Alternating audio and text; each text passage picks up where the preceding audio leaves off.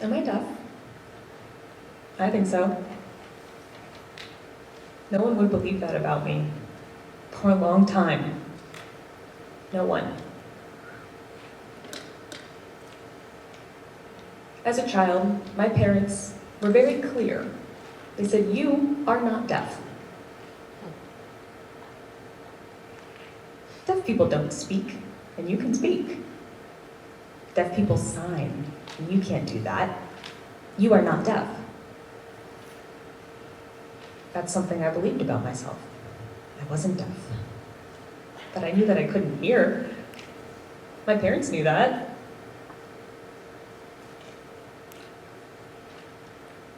The deaf community recognizes that a cochlear implant is just a tool.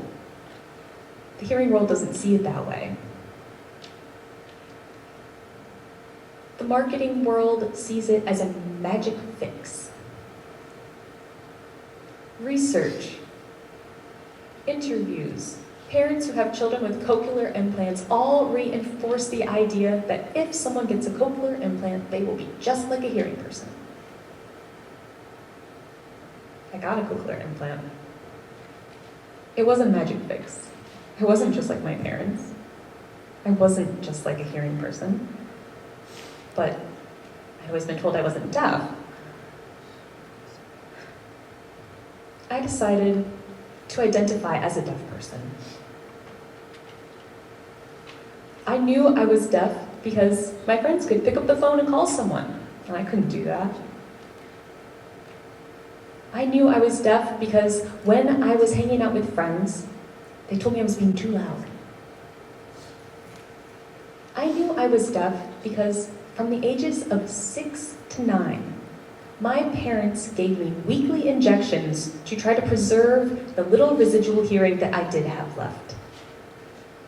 I knew I was deaf because in science class, when the teacher passed out tuning forks and said, "Hit them against your desk, you'll see it vibrate and you'll hear something," I did.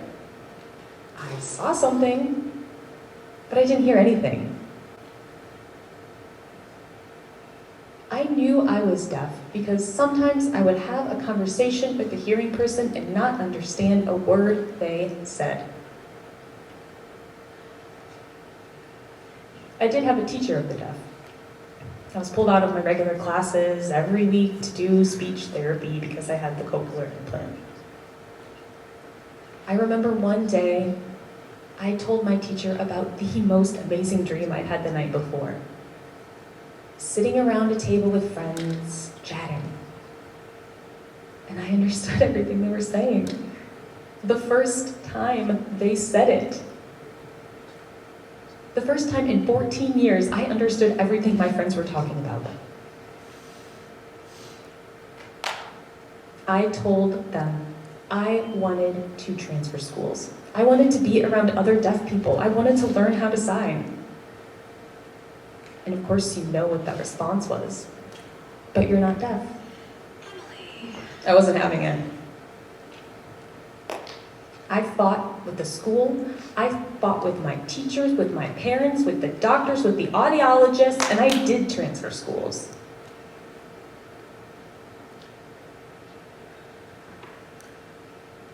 I did sign.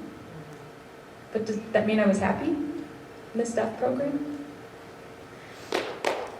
I remember one of the first days of school, sitting with 3 girls, signing away.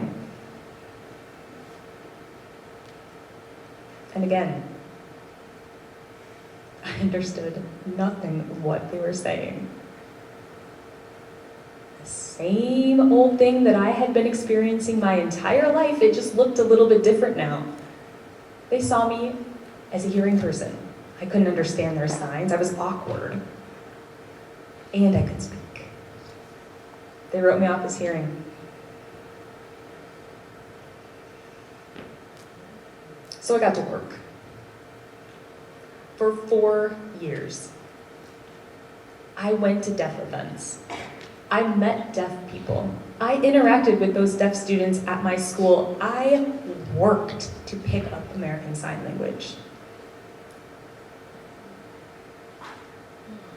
I didn't have a home. I didn't have a community before this. I didn't have any sort of anything to anchor me down, and I wanted that. Now I'm here at RIT, and I still work. I still am learning to sign. I am still meeting people. And here, I do sit with my friends around the table, and I do understand everything they're talking about because we are all signing. Does that mean I'm happy now, though? Have I arrived? Sometimes I still meet a hearing person, and we have a conversation, and I understand nothing. And I say, I'm deaf. And I get that response, no, you're not. You can speak.